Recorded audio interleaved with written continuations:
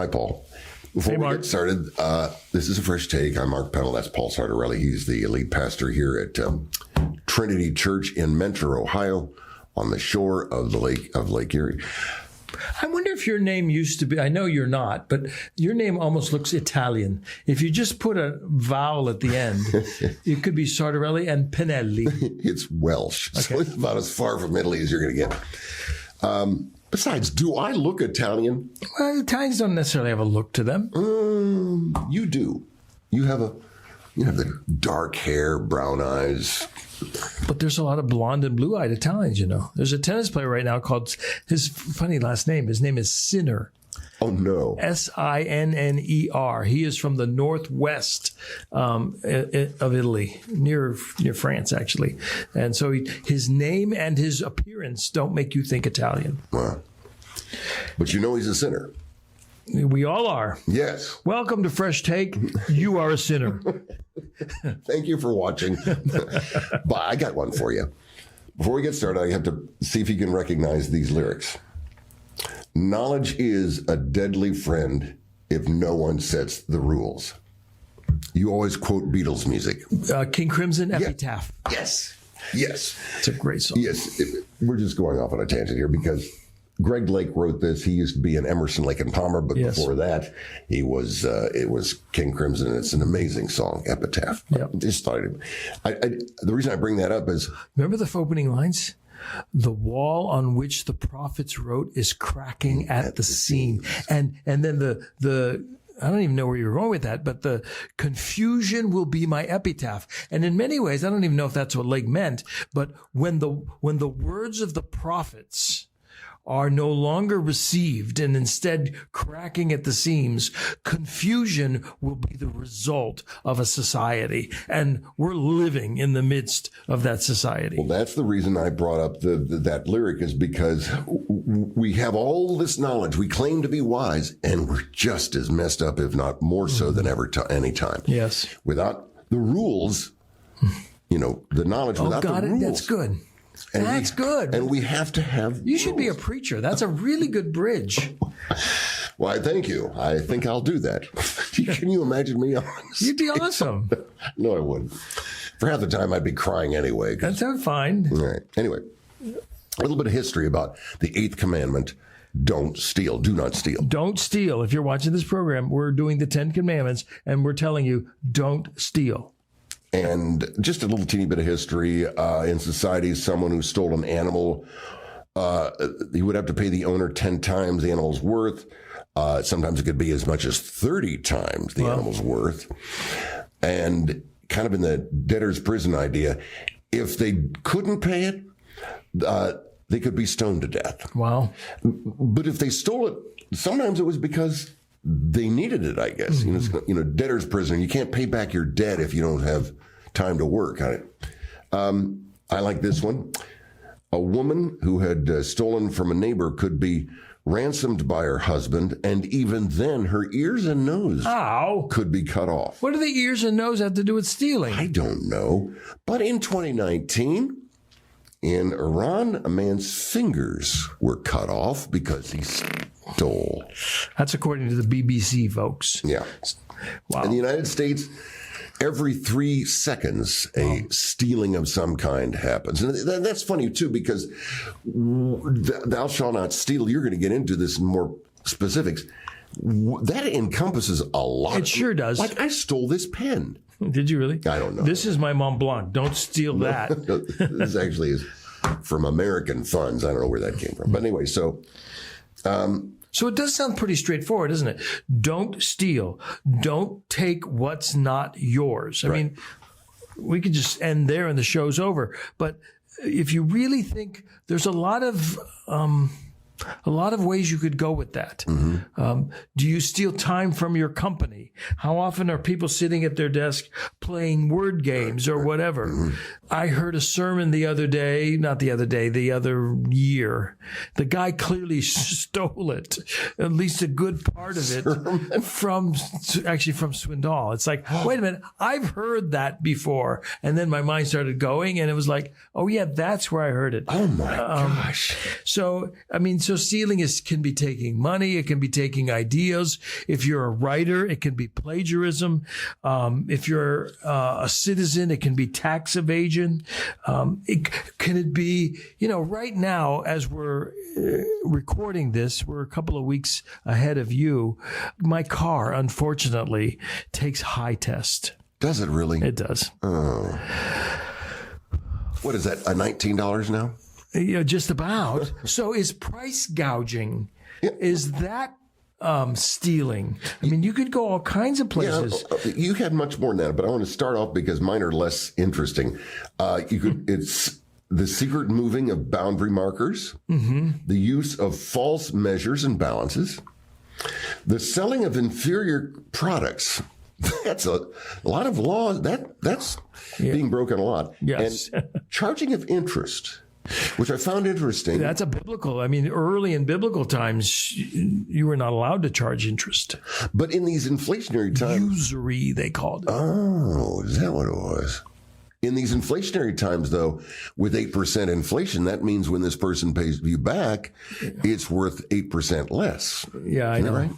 But again, and you're right, and we live in a society that interest is part of the way. I'm not saying we should charge it. I'm just saying, and 8% is pretty heavy if you think about that. So what is it now? If I buy a house, what can I get my mortgage rate at? Do you know? Is it 5% yet? Is it that high? I think it's getting up there. Whoa. Which, by the way, is why if you use your credit card, now I'm being your dad, pay it off every month. All right. So here it is. I go to a clothing store and they said, if you buy these pants, you'll get 60% off if you open a credit card. So I did, I was saving. I get home. Amy balls me out because she said, I don't want any credit cards. And I didn't either. I thought we were going to cancel after a while. Yes. So I forgot to do it. Okay. So immediately they charged $30 on top of what I had. So the savings. I hope you like your pants. The savings of $60 was gone. Then we closed the account and they sent us a bill for $2. I said, what? We just closed the account. Anyway, so yes, you can get in that trap so fast it's not funny. It's very, very sad, actually, how Americans are not told some of the facts and then they end up in Yes. Right now, because I did get a new car. I wonder if it happened with yours. They're trying to sell me the radio. What's it called? Sirius. Sirius, yeah. Which I kind of like because there's a Beatles channel and all kinds of things like that. So right now I'm in a free sort of thing. I know they're going to try and sell it to me, and I just don't know if I want it or not. So we'll see, because I know there's going to be hidden writings. My grandkids will probably be paying for this 62 years from now. So we're talking. This is the 10 commandments. These are, let's remind ourselves, this is the starting of a new nation. And all of the rules, the first bunch are this way. They're vertical. This is the God that we serve in our new nation. And then the second tablet are horizontal. This is the way we treat each other in our new nation. Okay. And so assumed in this law, in all the laws, but let's go with the stealing law, assumed in this law is that for a stable, just society, stealing can ruin that. So don't steal. Okay. Now notice what else is assumed, and we'll get there a little bit. I want to end our time if we have time today. Maybe we'll do it next time. I've been working because I've been studying through the book of James. Okay. I'm trying to My favorite book in the Bible. Is it really? I love it. Is that why you named your son that? Yes. Excellent. Yes. Which, by the way, did you know that James... You're getting all kinds of tidbits today. If you're learning anything, the book of James's name, literally, both in the Hebrew and the Greek, is Yahob. It's Jacob. Oh, wow. And so when the Greek New Testament was then translated into Latin, somehow they turned it into more of a James-sounding name. Oh, interesting. And so now we have James, but his name literally is Jacob. Oh. So tell your son his name is actually Jacob. I will. But there's James writes a lot about the poor and the rich. In the book of James. And so it's got me sort of developing a long way away from it, but a biblical theology of economics. Okay. I'll get to that. But so when you talk about do not steal and you're talking about economics, one of the things that it assumes is the right to private property. Okay. That you have yours and I have mine. So it's not a communal sort of thing. We all have our own stuff. This is my water bottle. Don't take it. So it assumes that. So I just thought I'd bring that up. One more thing is do not steal, the grander things. I deal with a ministry that in India that has a lot of human trafficking, and it stops it. So human trafficking is a form of stealing. So I guess I just want our listeners to think of all of the various areas that this command applies of what is yours, what is not yours, and how do you take it. But you had a list even that went beyond what mine said. Do you have anything else in there? Stealing intellectual property. Yeah. Every time in a church when you worship and we put the screen, the lyrics up on the screen, you have to put the copyright there because you have to pay for that. Right. I just got an email from the government, the Ohio government. Last year, I had to report it and then deal with it on my taxes. Someone sort of stole my identity. They took unemployment funds in my name. Wow. Yes. So the government just sent me an email saying, if you want identity protection, we will give it to you free, blah, blah, blah. And all. So that's another way of stealing, is stealing somebody's identity. Were you stuck with the bill, so to speak? No, the government was very gracious about it. Right. I was not.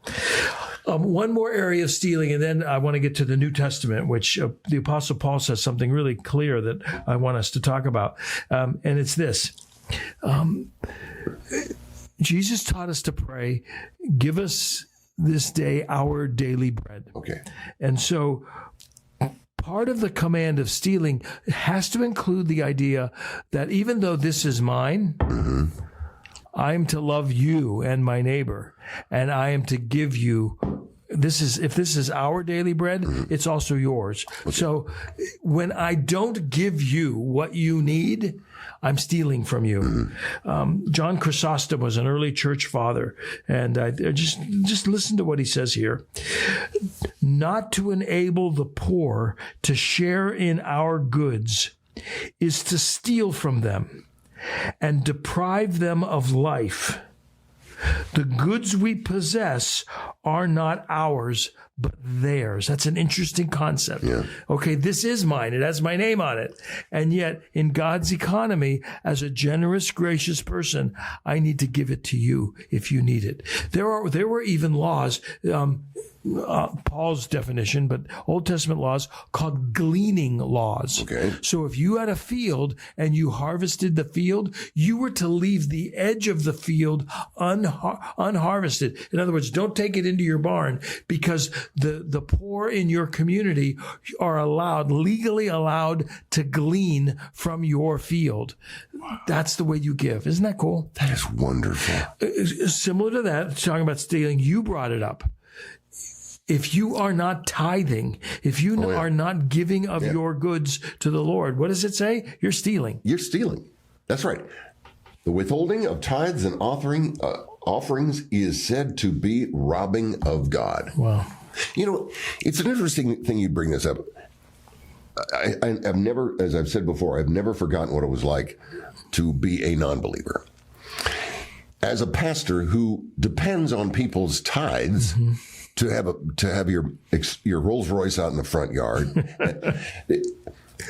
Be careful, because some pastors do. The reason I have a high test car, I do drive a Volkswagen. Yeah. I've always driven Volkswagens, but they require high test fuel. So my point is, if you're watching right now or listening and you're not a believer, does that cross your mind? That there's somebody taking advantage of stealing from you, so to speak. I remember this, my wife's grandmother, sweetest person in the world. She would give to a particular church out in California that had the cathedral, Crystal Cathedral. And he would send her back this little tchotchke, like a cross made of plastic that was probably 2 cents to make. But I guess my point is there's always a little game in it. Yes. And it seems so dishonest that it's gotten sad that people aren't trusting to give money to their church. And That's how it survives. And the ramifications of the others, the dishonest ones, are people are not trusting their church or their ministry to give to it. My wife's grandfather lived in Oklahoma, I think, before he died, and he was dying of a cancer. Not a church person at all. And when he passed away, they went through all of his stuff. He had been giving hordes of his money to Oral Roberts because they promised him a healing. If you would just give this money, and they would give him little trinkets and little things here and there because he would be healed. And so let's go back.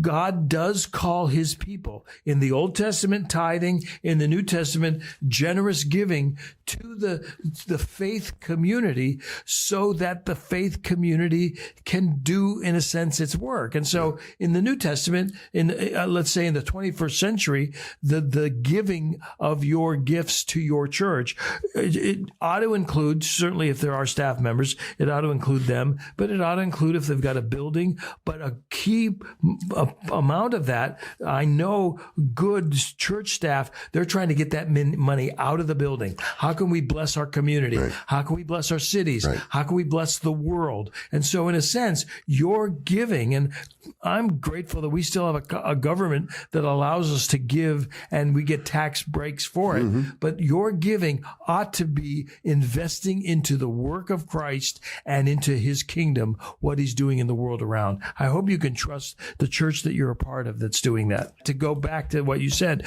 to not give of your income to the Lord is to steal from him. In a sense, I have $100, let's say.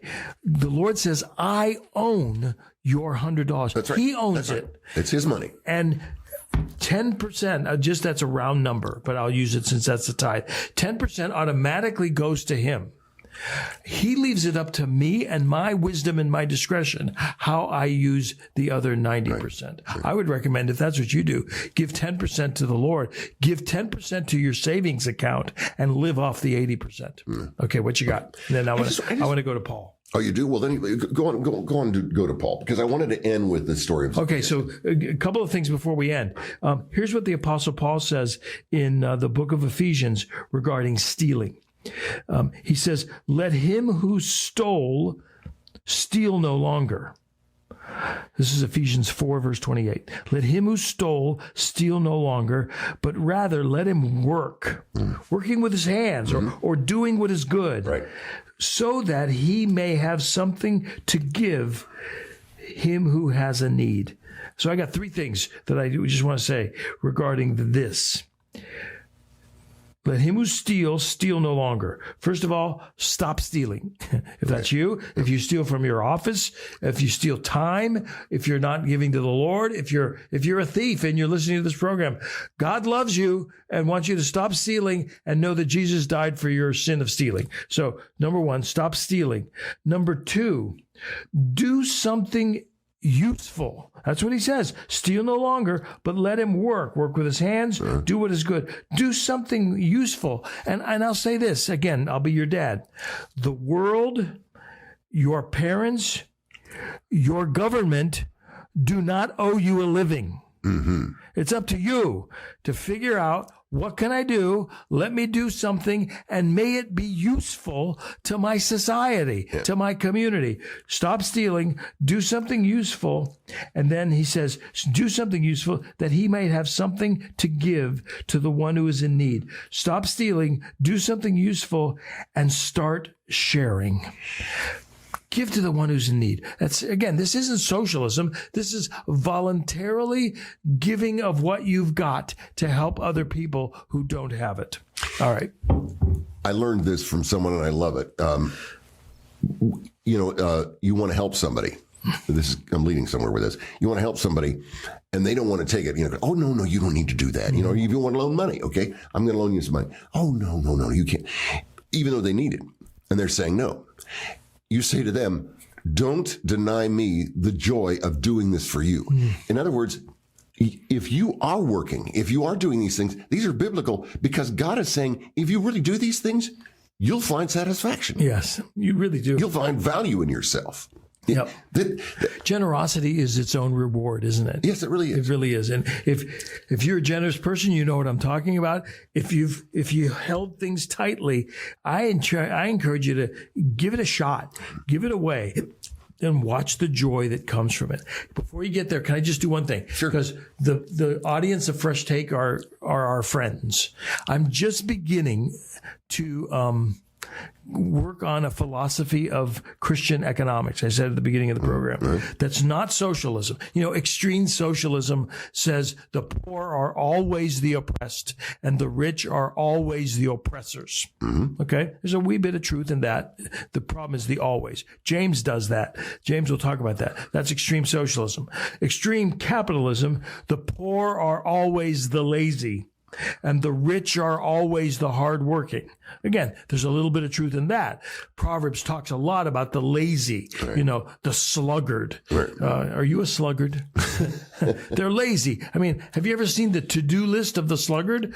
I'm going to move an inch today. That's his goal. So just some preliminary thoughts of givens. And then I want to hear about Zacchaeus as I work on this. A given.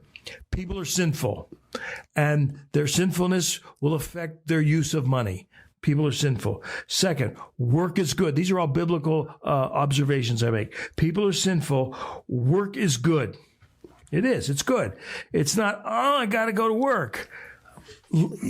Find something you love to do and then do it with all your might. Yeah. You did radio for so many years, and it was hard work, but you were gifted for it, and you loved it. That's right. I did. Work is good. You're working. You have 3 sections of your day: sleeping, leisure, and work. And if you don't like a third of your day, that's what a drag. Yeah, that's not good. Yep. So find something you like. People are sinful. Work is good. Here's a couple of commands. We're dealing with one today. Don't steal. Don't covet. Another observation I make: you're supposed to love your neighbor. Another word we hear from the book of James: we are to take care of orphans and widows, those who can't help themselves. I call that love without strings. There's no strings attached because you can't give it to me back. I wonder who in your world, I wonder who in our society are the orphans and the widows. We are called to help them literally, tangibly with our stuff. And then a few things about God. God owns it all. Until you get to that place, you're never going to have a healthy relationship with money. God owns it all. Secondly, you can't read the scriptures, Old and New Testament, without realizing that God has a special love and care for the poor. And then one other thing I'll say, sometimes God blesses faithfulness and hard work with material wealth. Sometimes. Okay. That's just where I'm starting. You'll hear more about this in the months to come. Okay. Do not steal. Go. Do we have time? We have plenty of time. Okay, goody. I love this from Luke 19. Jesus entered Jericho and he was passing through, and behold, there was a man named Zacchaeus, he was the chief tax collector and was rich, and he was seeking to see Jesus, but on account of the crowd, and him not being a big man, he was a small stature, it says, he ran on ahead and climbed on a sycamore tree to see him, for he was about to pass his way. And when Jesus came to the place, he looked up to him and said, Zacchaeus, hurry and come down. I must stay in your house today. First of all, how does he know it's Zacchaeus? Oh, he's the Lord. I forgot. So he hurried and came down and received him joyfully. And when they saw it, they were grumbled. How could he have gone with this guest who is a sinner? It's kind of the Matthew thing again. And Zacchaeus stood and said to the Lord, Behold, Lord, the half of my goods I give to the poor. And if I have defrauded anyone of anything, I restore it fourfold. Wow. And Jesus said to him, Today salvation has come to this house, since he also is a son of Abraham. I love that. Isn't that absolutely wonderful? It's a beautiful story. It really is. Can I put a punctuation at the mark? Yeah. So they called him a sinner. He comes to Jesus, and in a sense, the fruit of his coming to Jesus is that he becomes a generous man. His heart was transformed by that. I love it. Isn't that beautiful? Do not steal. Think what a nice place this world would be if we all obeyed the 8th commandment. think of the trust that we would have in each other. Yep. Wow. Well, that's it. And of course, number nine is coming up next episode. Yep. And it is, you shall not lie. You shall not bear false witness against your neighbor or anybody else. you're lying. I'm not. See you then.